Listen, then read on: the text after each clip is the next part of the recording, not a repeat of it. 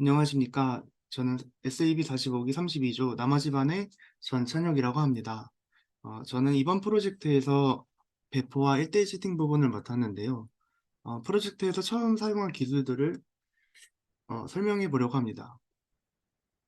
그 기술들 중에 두 가지가 있는데요. 첫 번째는 리졸버이고 두 번째는 스톰프입니다. 첫 번째로 리졸버에 대해서 한번 설명해 드릴게요. 리졸버는 주로 다양한 기능을 확장하고 커스터마이징하기 위해 사용이 되며 주로 인터페이스를 구현하는 방식으로 활용이 됩니다. 예를 들어서 나중에 보여드릴 핸들러 메서드 아규먼트 리졸버 인터페이스를 구현하여 컨트롤러 메서드의 매개 변수 해석을 커스터마이징하거나 확장할 수가 있습니다.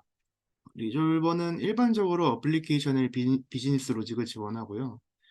특정한 작업을 수행하기 위한 도구로 사용이 됩니다.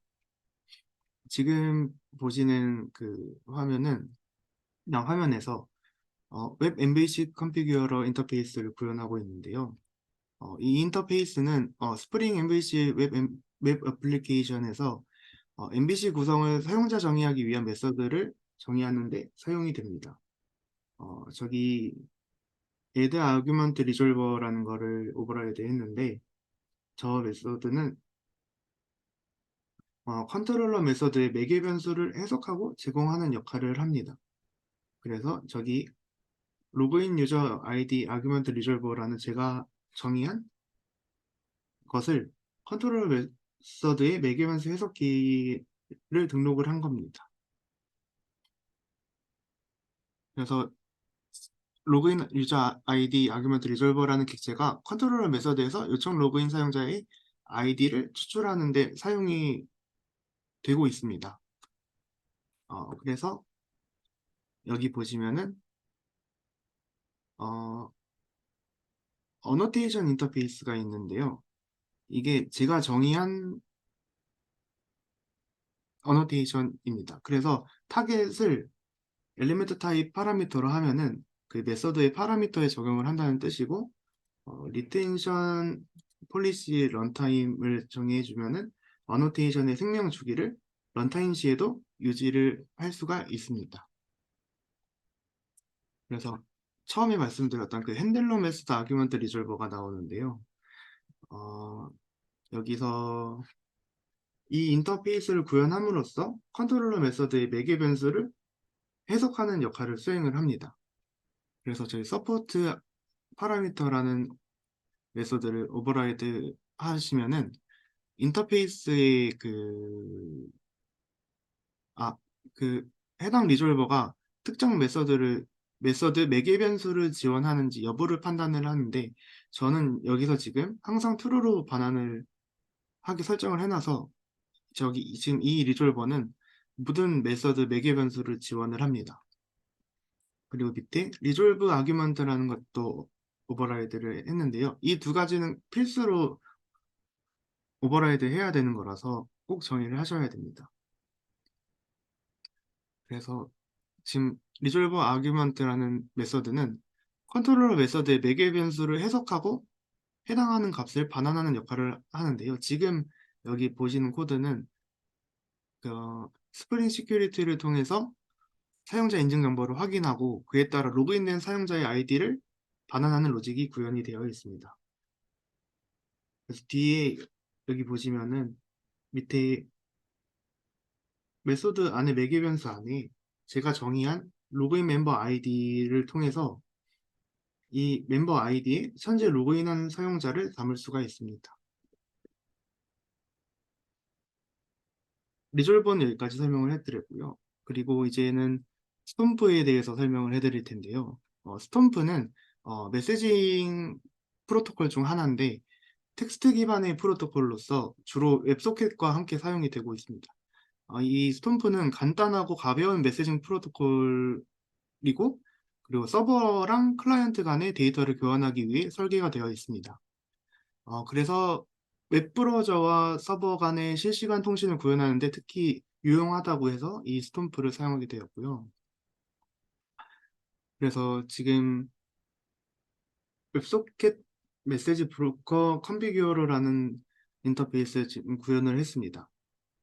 저기 어노테이션 보시면은 Enable 웹소켓 메시지 브로커라는 어노테이션이 있는데 이 어노테이션은 웹소켓을 활성화하고 메시지 브로커를 사용하기 위한 설정을 활성화합니다.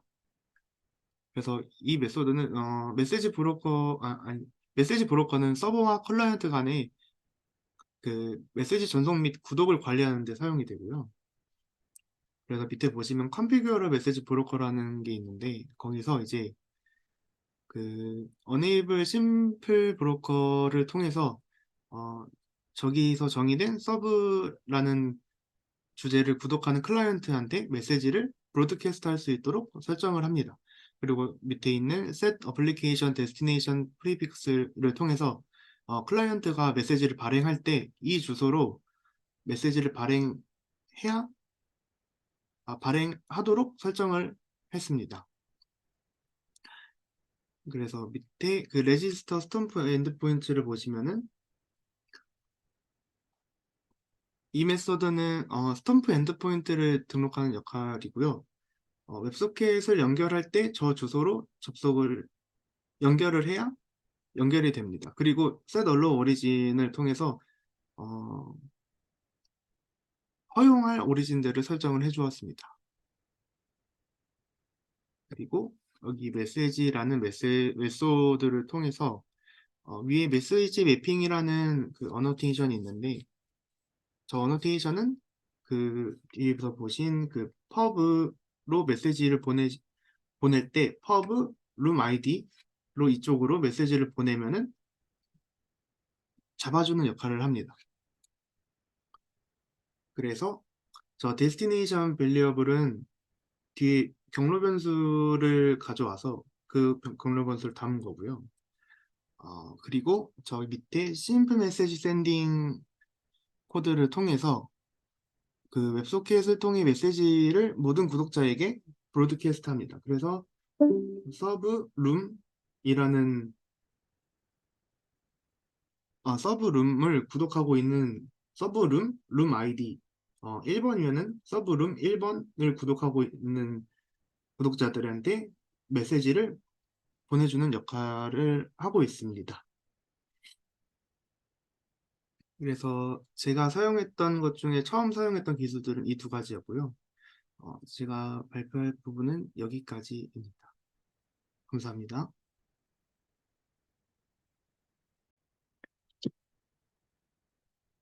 안녕하세요. 저는 나머지 반 FE 최도현이라고 합니다. 제가 맡은 부분은 메인 화면 전체의 예약글 작성 페이지입니다. 하면서 편했던 라이브러리와 어려웠던 부분을 소개드리려 합니다. 사용해서 편했던 라이브러리는 달력 API와 페이지네이션 API였습니다. 이것이 전체글 페이지에 사용한 페이지네이션 버튼입니다. 버튼을 클릭하면 다음 페이지로 이동할 수 있게 해줍니다. 두 번째는 달력 API입니다. 이건 달력을 선택하면 옆에 타임까지 같이 나와서 사용하는데 편했습니다. 사용 방법은 인풋 박스를 클릭하고 날짜를 선택하고 타임을 선택하면 인풋 박스 안에 시간, 데이터가 들어갑니다. 들어간 데이터를 전송하는데 어려움이 있었습니다. 어려웠던 점은 UCT 부분이었습니다.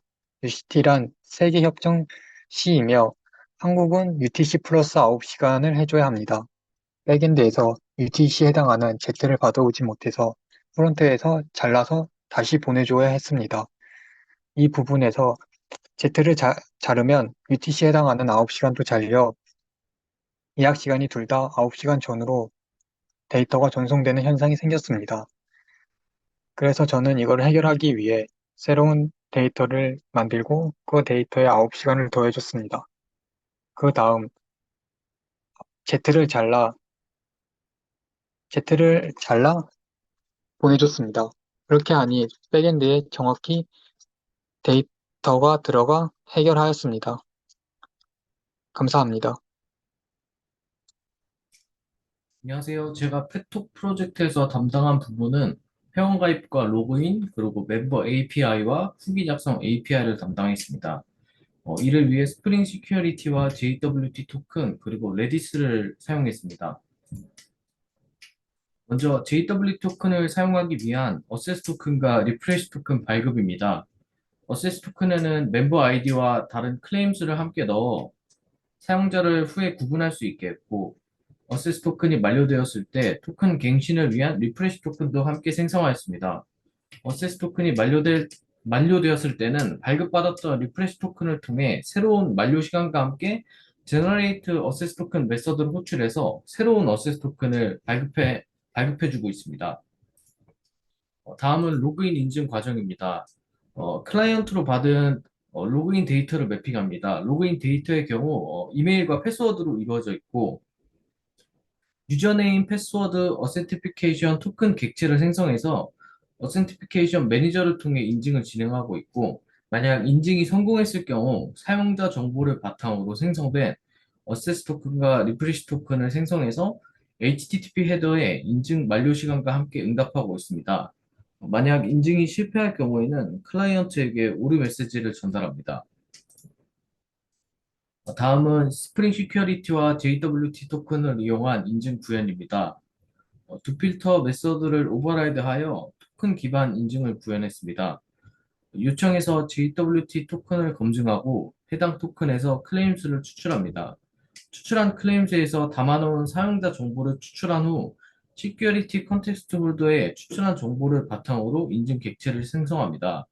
이를 통해 HTTP 요청이 들어올 때마다 사용자의 인증 상태를 알 수 있습니다. 마지막으로 레디스를 사용한 문자 인증입니다. 어, set phone number with expiration 메서드를 사용하면 휴대폰 번호와 인증 코드를 일단 레디스에 저장합니다.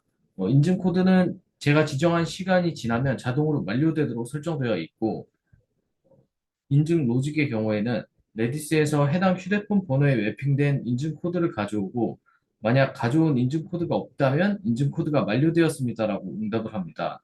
만약 가져온 인증 코드와 사용자가 입력한 인증 코드가 일치한다면 기존에 레디스에 저장돼 있던 번호를 딜리트 폰 넘버 메서드로 호출하여 해당 번호를 삭제하고 핸드폰 인증 완료라고 응답합니다. 후기와 멤버 API는 스프링 부트를 기반으로 작성했습니다. 네, 이상입니다.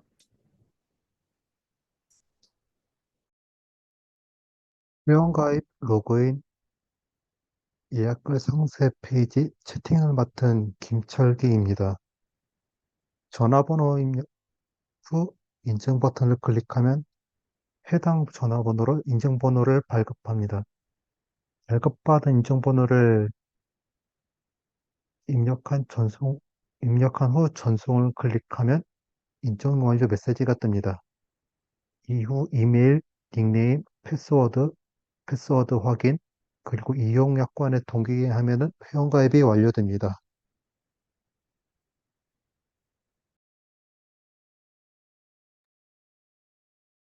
다음으로 로그인 페이지입니다.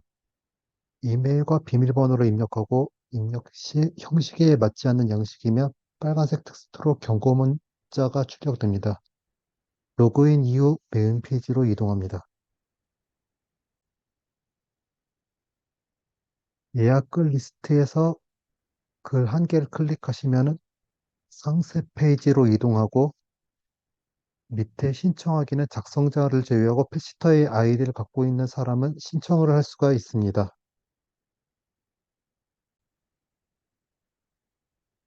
글 작성자는 신청으로 들어온 패시터 리스트 중 원하는 사람을 선택하여 신청할 수 있으며 신청하기 버튼을 누를 시 신청자 목록은 사라지고 채팅방 룸이 생성되며 글 하단 아래쪽에는 입장 버튼이 생성됩니다.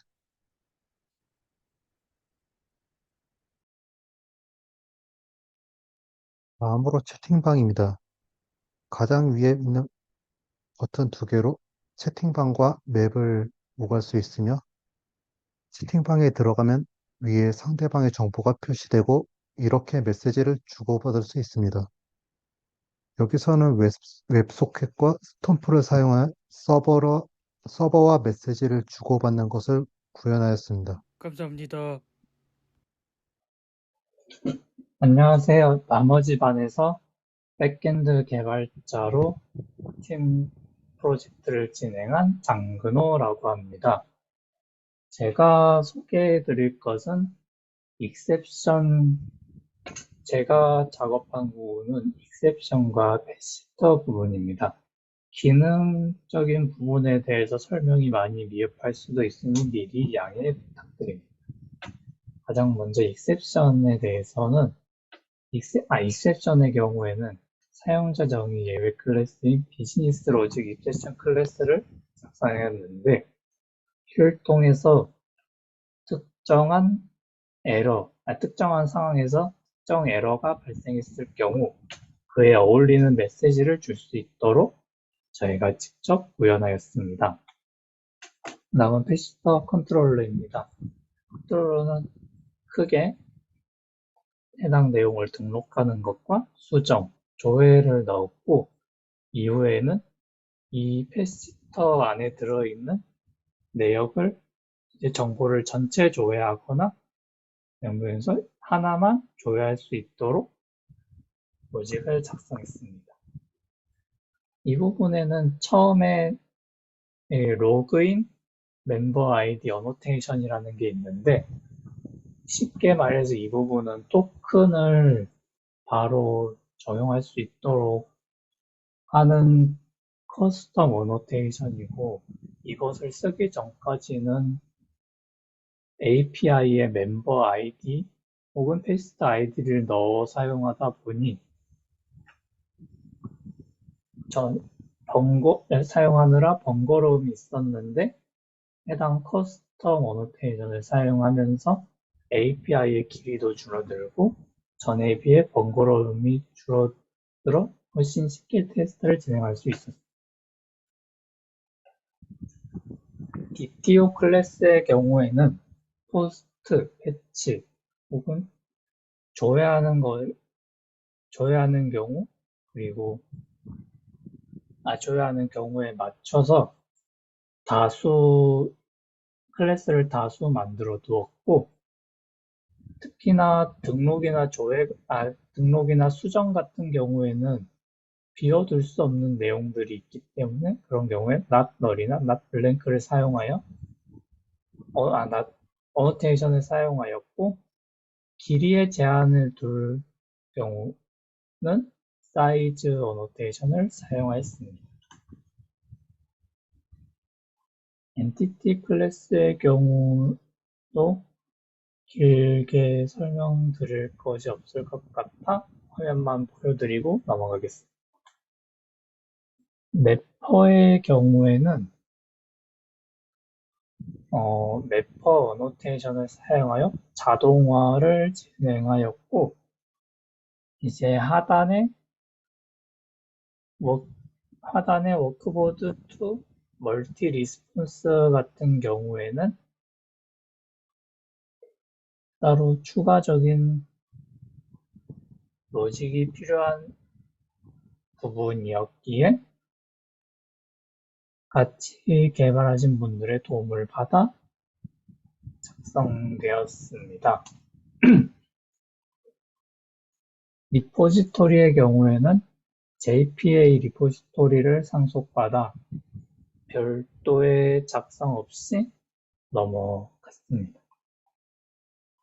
서비스의 경우에는 크리에이트나 업데이트의 경우에는 로직이 긴 편인데 정보를 저장하는 부분의 로직을 적혀 있는 것 외에 어떻게 하면 좋을지를 떠올리지 못해서 이걸로 해당 로직으로 일일이 진행을 하게 되었고 이제 예외가 발생하는 경우를 처리해야 하기 때문에 if문을 사용하거나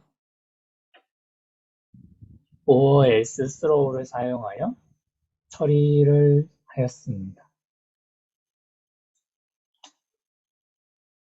마지막으로 케어 내역 전체를 조회하는 것과 최근 케어 내역 하나를 조회하는 것이 있는데, 이것들 같은 경우에는 펫시터 등록한 이후 여러 동물들을 돌보면서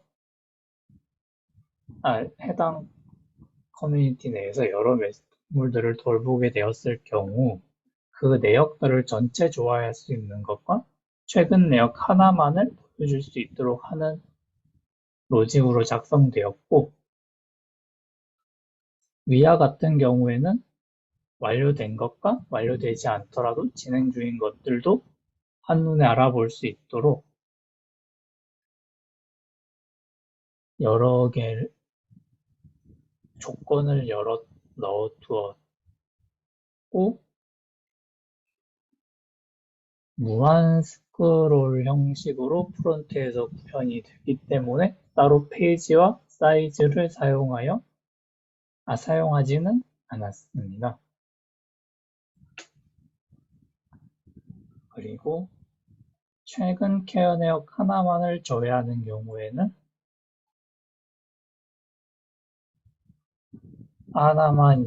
고정 페이지와 사이즈를 사용하였고, 이것을 고정된 수치를 주는 것으로 로직을 작성하였습니다. 네, 감사합니다. 안녕하세요. 이번에 메인 프로젝트에 32팀으로 참가하게 된 45기 박진수입니다. 이번에 제가 말씀드린 내용은 제가 이번 서비스 구현하면서 주요 기능으로 개발했던 두 가지에 대한 내용인데요. 첫 번째는 GPS를 통한 실시간 위치 구현이고요. 두 번째는 메인 게시판 기능 구현입니다. GPS 기능은 GPS를 왜 구현하게 됐고, 구현 과정이 어떻게 되고, 그런 과정적인 부분을 말씀드릴 거고요. 메인 게시판은 구현 시 어려웠던 내용, 에러가 발생했던 내용에 대해서 말씀드리도록 하겠습니다. 첫 번째로 메인 게시판에 대한 내용인데요. 메인 게시판에서는 데이터 타입의 불일치가 일어나서 오류가 발생했던 적이 있었습니다. 그 이후로는 클라이언트 측에서는 스트링 데이터를 전달해주고 저희 측에서는 날짜 데이터를 로컬 데이트 타임으로 받았기 때문인데요. 그거를 해결하기 위해서 1차적으로 저희는 포맷 로컬 데이트 타임이라는 데이트 타임을 새로 정의하는 함수를 작성을 해서 데이트 타임이 백엔드 쪽 서버로 들어올 때 어떤 패턴으로 정해져서 들어오도록 형식을 만들었고요.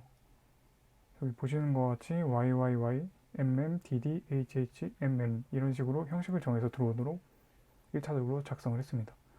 그리고 2차적으로 어노테이션 두 개를 활용했는데요. 첫 번째로 클라이언트에서 서버 측으로 데이터를 보낼 때 스트링에서 로컬 데이트 타임으로 알맞게 변환해주는 데이터 타임 포맷이라는 어노테이션을 사용했습니다.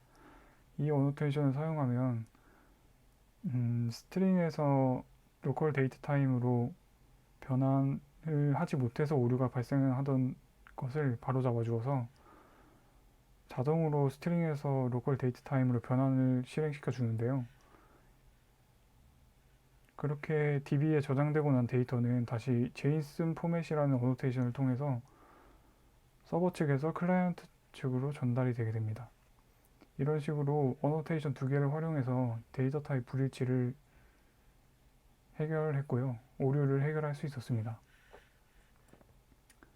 그 다음 저희가 DB에서 확인했을 때에는 첫 번째에서 작성한 메서드로 인해 데이터 패턴 형식이 정해졌고요.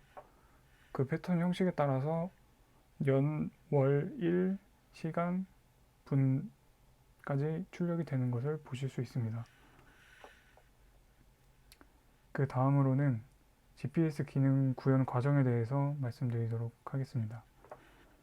GPS 기능은 저희 서비스의 주요 기능 중 하나로 반려동물을 맡긴 사람이 펫시터의 정보를 신뢰할 수 없어서 저희가 검증을 하는 방법 중에 하나로 생각을 했었는데요. 만약에 반려동물을 맡긴 사람이 펫시터가 어디에 있는지 확인하고 싶다거나 또는 반려동물의 주인이 여행을 갔을 때 펫시터가 집에서 잘 동물을 맡아주고 있는지, 어디를 딴 데로 이동을 하고 있지는 않은지를 확인하기 위해서 만들었다고 생각해 주시면 될 것 같습니다. 그래서 이 화면은 반려동물의 주인에게 표시가 되는 화면이고, 위치가 표시되는 사람은 펫시터가 위치가 표시가 되게 됩니다. 그래서 반려동물을 맡긴 사람은 펫시터가 어느 위치에서 동물을 데리고 있는지를 확인할 수 있게 됩니다. 구현 과정에서 초기에 프론트 쪽 담당자분이 정해지지 않으셔서 저 혼자 자체 테스트를 진행했었는데요. 1차적으로 HTML 페이지를 구현을 해서 구글 API 키를 활용해서 구글 맵을 불러왔고요. 거기에 위도랑 경도를 수신하는 JS 코드를 작성해서 현재 위치를 빨간색 마커를 통해서 표현하도록 했습니다. 그래서 저기 지도에 보시는 것과 같이 빨간색 마커는 지금 현재 저의 위치를 나타내고 있고요.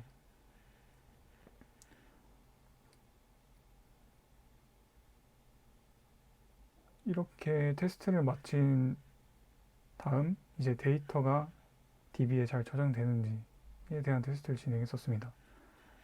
거기에 사용된 테스트 환경은 nglog을 통해서 백엔드 코드를 배포했고 데이터베이스는 MySQL을 썼습니다. 그리고 프론트 페이지는 HTML 페이지로 대체를 해서 JS 코드를 임포트해서 구글 맵을 불러오는 과정을 거쳤습니다. 그 과정에서 데이터가 0으로 저장되는 오류가 발생했는데요. 위도 경도가 아니라 왜 0이 들어올까 추적을 하다가 CORS 오류가 발생한다는 것을 알 수 있었습니다.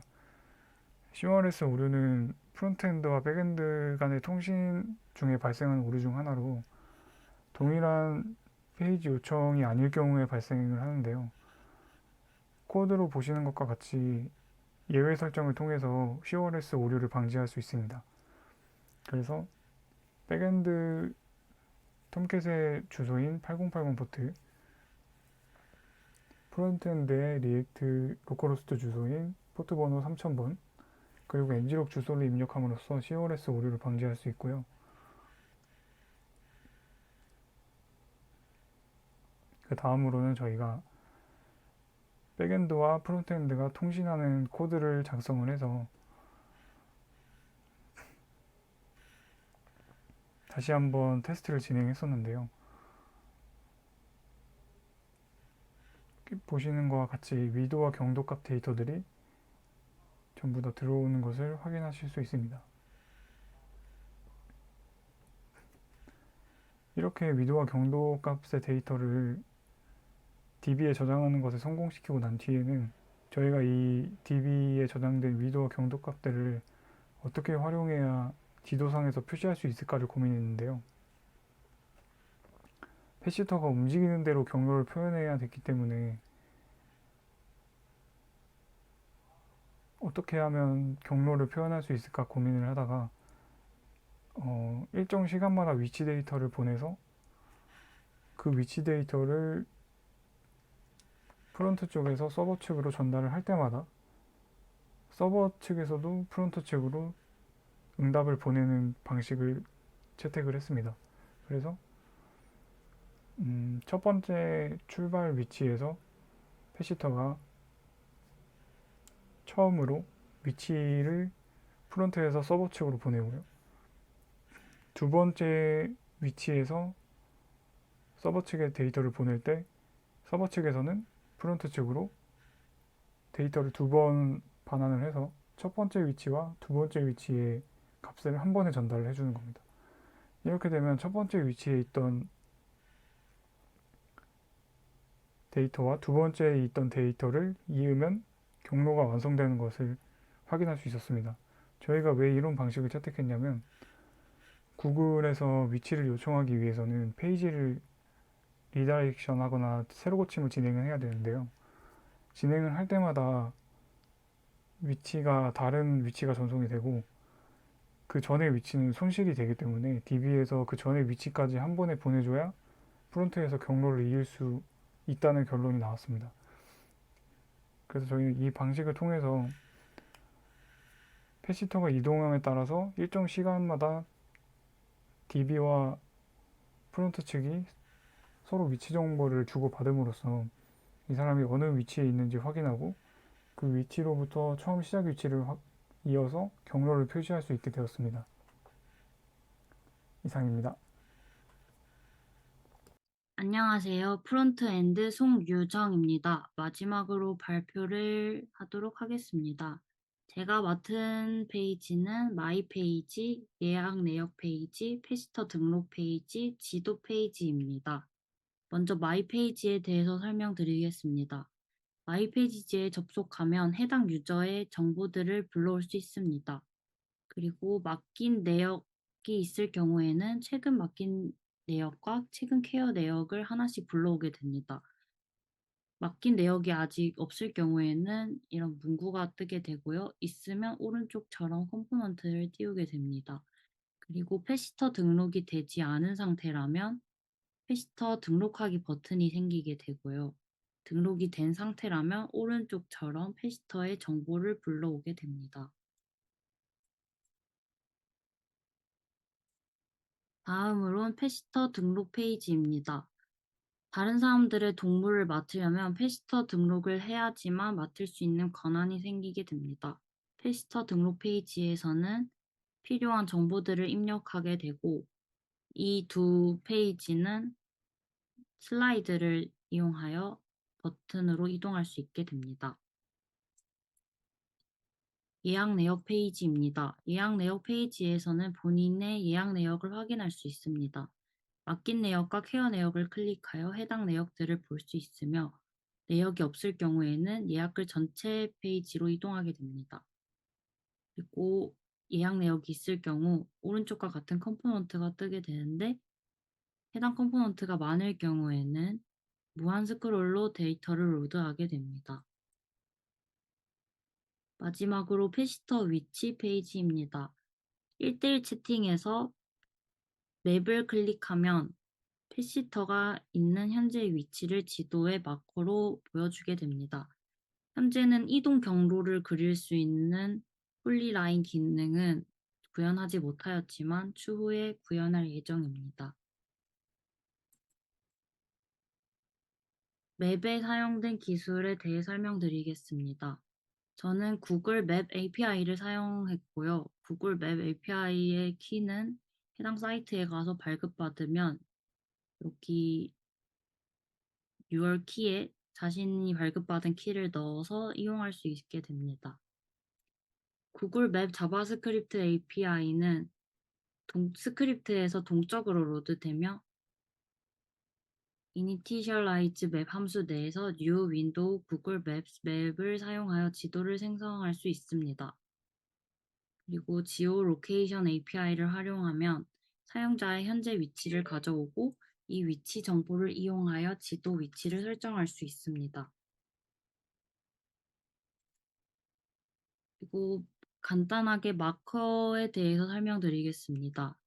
New Window Google Maps 마커를 사용하여 마커를 생성할 수 있습니다. 구글에서 제공한 마커 이미지가 아닌 본인이 원하는 대로 이미지 혹은 모양을 커스텀 디자인할 수 있습니다.